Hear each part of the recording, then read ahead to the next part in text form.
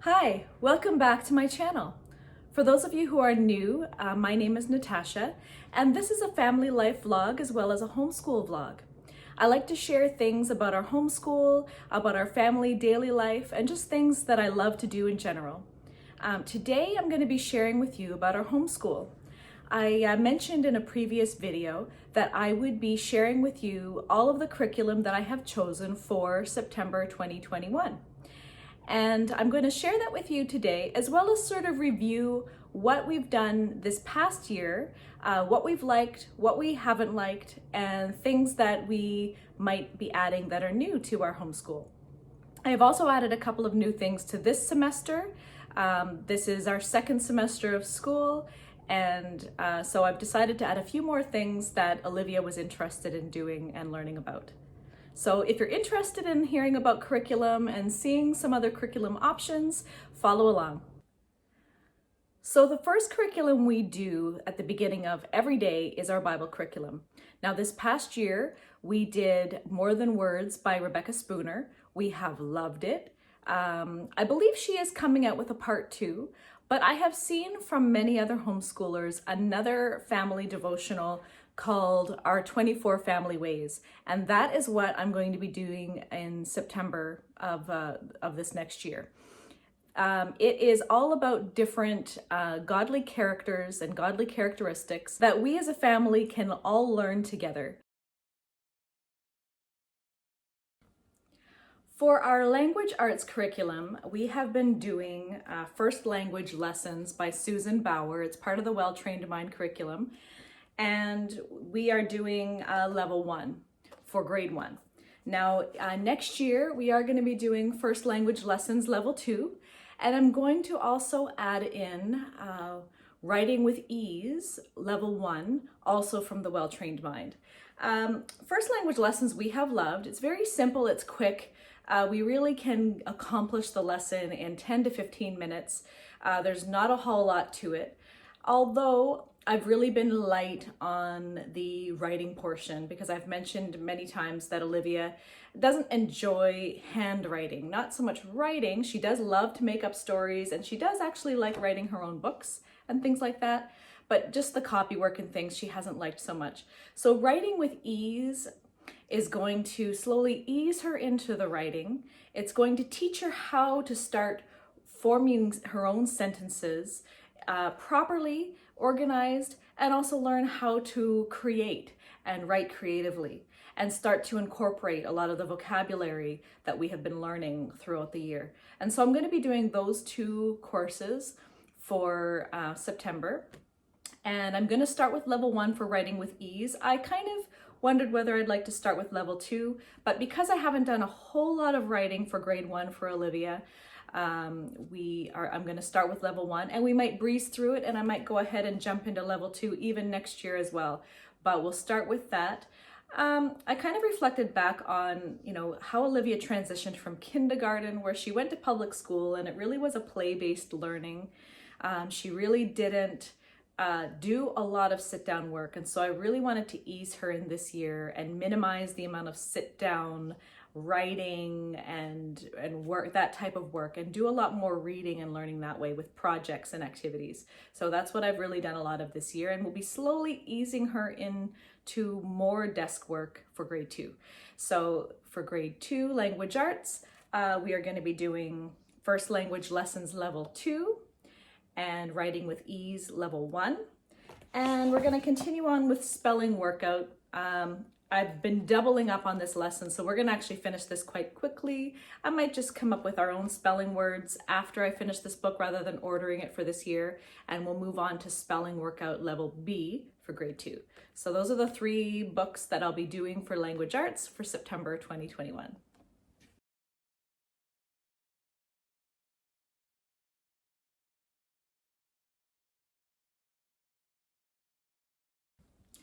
For math, we love Singapore math. Now, we have been doing primary mathematics, and of course I was brand new to primary mathematics, And so I didn't realize that there was a standard edition and a US edition. I found it very confusing the way that they've published so many different versions and so many different, they really all teach the same thing, but they have so many versions and streams of Singapore math. And so there are a lot of people that are choosing Dimensions. There's Common Core. They have a new one coming out, I believe, this year, or has already come out, and I can't think of the name of it. But Primary Mathematics is the first one, the one that has sort of stand at the test of time, has been around the longest. And also I found through a lot of my homeschooling groups and Singapore math groups that I belong to, that Primary Mathematics is the most advanced. And so Olivia is very strong in her math, and so I'd want to choose the more advanced math.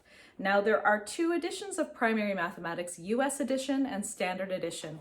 And I did not realize that I had bought the US edition teacher's guide, this is the home instructor's guide. And then I had bought the Standard edition textbook and workbook. And although I can use the two, the page numbers and things don't quite overlap, and the Standard edition does teach a little extra that the US edition doesn't teach.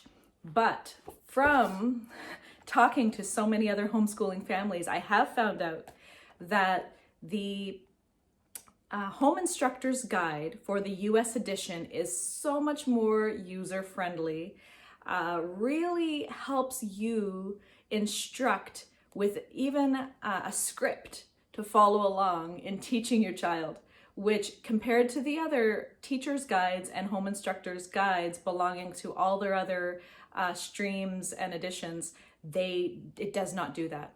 And so I've decided I'm going to stick with the US editions, and in September I will be buying the US editions also for Primary Mathematics, which again is really they all teach the same thing. There's very slight differentiation between, it really all teaches the same thing, but this is the one that we've chosen. And so we will be doing Primary Mathematics 2A and 2B. We are right now in 1B. We've started, we've done a few lessons so far in this. We did a few before Christmas, and we've just started again today, our second semester, and it's great. We love it. Olivia is doing wonderful, and so it works for us, and so that's what we're going to continue doing for next year. I have talked about Story of the World in several videos. We absolutely love it.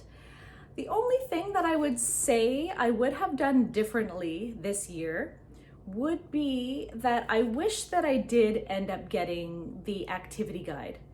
I have been able to come up with my own activities and find my own additional supplemental readings, but the activity guide gives you a supplemental reading list. It gives you activities. It really takes all that extra work out for you. Now, the beginning of the year, I really had fun doing all that research and finding all the activities and finding all the supplemental readings and all of that. I'm not saying I'm not having fun doing it now, but it is a lot of extra work. And if that work can be taken out of it and I can put that focus into other things for homeschool, I'd like to do that. And so for September 2021, we are going to be moving on. So right now we're doing ancient times. We are going to be doing medieval times. And so I'm going to get the Medieval Times activity book along with it. And I'm going to start looking for all the supplemental reading in the summertime. I might buy ones that are going to be useful throughout the whole course, and others I will just find through the library, which is what I've been doing now.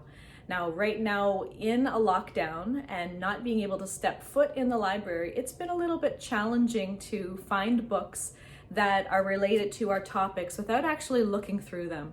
And so I've been ordering them from the library, and they do curbside pickup, and I just have to take what I get and return the ones I don't like. I have found one, I'll show it to you some other time. It's called Step into Mesopotamia. We have loved it. It really has covered a lot of these chapters with lots of pictures and activities, and is written for kids. So that's been really great. And but that's what I'm planning on doing for September 2021. 2021, we are going to be doing Story of the World, the second volume, Medieval Times, and I will be buying the activity guide. I'm looking forward to having a little less prep work to do.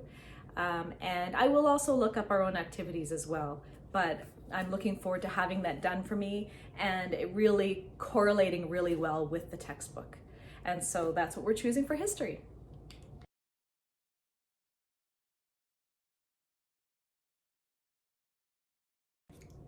And last but not least is science. Now, Olivia told me her favorite subject is science, and I've always allowed her to choose which science subject we're going to do. So for this year, she chose astronomy. We have loved it. She's excited about it. In fact, that's one of the things she was really looking forward to getting back into after our Christmas break, was learning about astronomy again and doing all the fun projects that we do.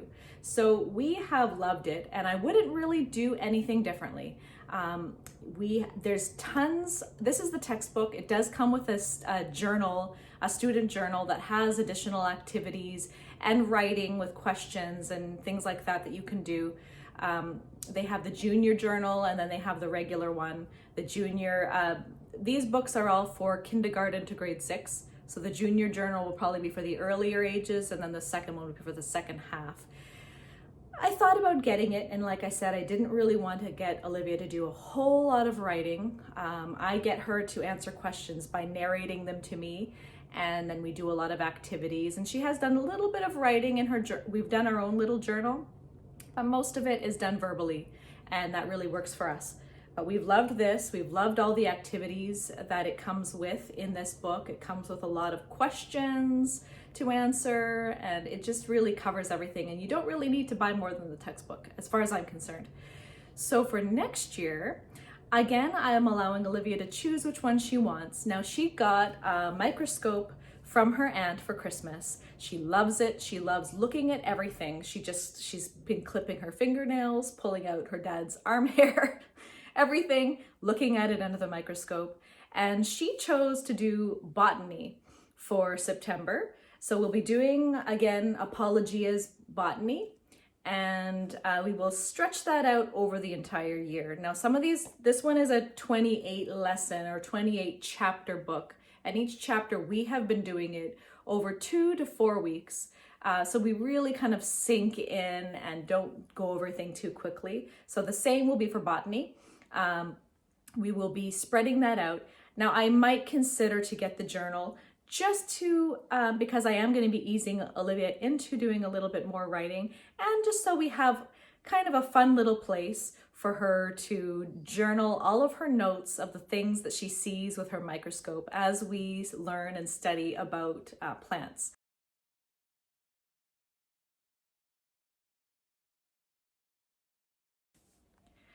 So we have also been doing French through Zoom. My mom is teaching French, and she also actually has recently started her own YouTube channel. She thought, you know, I'm teaching this to my granddaughter. Why don't I post the lessons that I'm teaching for her on YouTube? And so if any of you are interested, she has her own YouTube channel, which she calls French with Mimi. Mimi is not her name, but Mimi is grandmother in French. And so it's French with Mimi. Check it out if you're interested. It's basic French. These are the videos that she's doing, but I'm sure she will move on to, as Olivia continues going into then level 2. This is meant for kindergarten to grade 5. It's basic French, starting with the alphabet, moving on to numbers, and colors and days of the week, months of the year, seasons, all that kind of stuff. And so if you're interested in seeing her videos, you can check her out on YouTube. We find her, Olivia loves it. She loves being able to, they don't live in the same province as we do. And so Olivia loves to see her grandmother. Well, she talks to her through FaceTime and things like that all the time anyway, but she loves to have the lessons with her. It's a little break. She gets a little break from me, and she gets to be taught by her grandmother, and she really has a lot of fun with it. And so that's what we're doing for French. I will probably then be buying French too. I'm going to look into it. I haven't yet actually looked to see which book I'm getting. Or my mom may even just plan out her own lessons of what to progress to next. So we'll that's still up in the air, but we're loving that for French. So I had told Olivia that after Christmas we would add other subjects. And I said, what subjects? Our Fridays are very short days. We basically just do math and a little extra work that we've left over for the week. Not a whole lot going on Fridays. So we said, you know what? Let's add another subject in there. And Olivia decided that she wanted to learn about electronics, computers, coding, that kind of stuff. So on Fridays this year, so second semester, we are going to start coding class, as well as a typing class. She's going to be learning how to type, she's going to be learning how to code, and she's also learning a basic computer class. Those are the subjects that we've added to our Fridays, which will be alternating each Friday. And depending on how quickly she finishes the lesson and how long she's feels that she wants to spend time on it, she could of course do it longer. So now the computer class that we're doing is through Easy Peasy, which is a free online homeschooling website, and they offer every subject, I believe, but they also offer computer. She's doing an art class through that as well, but her computer class is going to start through there. And I went through it, and it's very basic stuff, but things that we kind of take for granted, that we know as adults how to use a computer, different functions of the computer, and it's going to teach her step by step. Coding is also a free website that I found called code.org, I believe. And I've gone through that, and it's very user-friendly, it's fun, it's meant for kids. And we're going to start off with that for this year. If I decide that she needs to, we need to go in a little deeper, then I'm going to look to buying a course or a program or a book, things like that, for next year. But we're going to start off with this and see where it takes us. And the typing as well. At the top, right now, I can't remember the name of it, but I'll put it somewhere overhead. The typing is also a free online class that's meant for kids, and it's animated. It tells you where to place your hands, and how to, and all of that, and it goes through each lesson, and it actually is a very good class. So we're going to be doing that, and she's going to become an excellent typer. And when I do get them, I will do some flip throughs of each textbook if that's something that you might be interested in seeing. But for now, I thank you so much for watching. I hope that you comment below. Let me know if you've tried any of these curriculums, what you like about them, what you don't like about them, and let's have a conversation. Thank you so much. I will see you in the next one. Bye.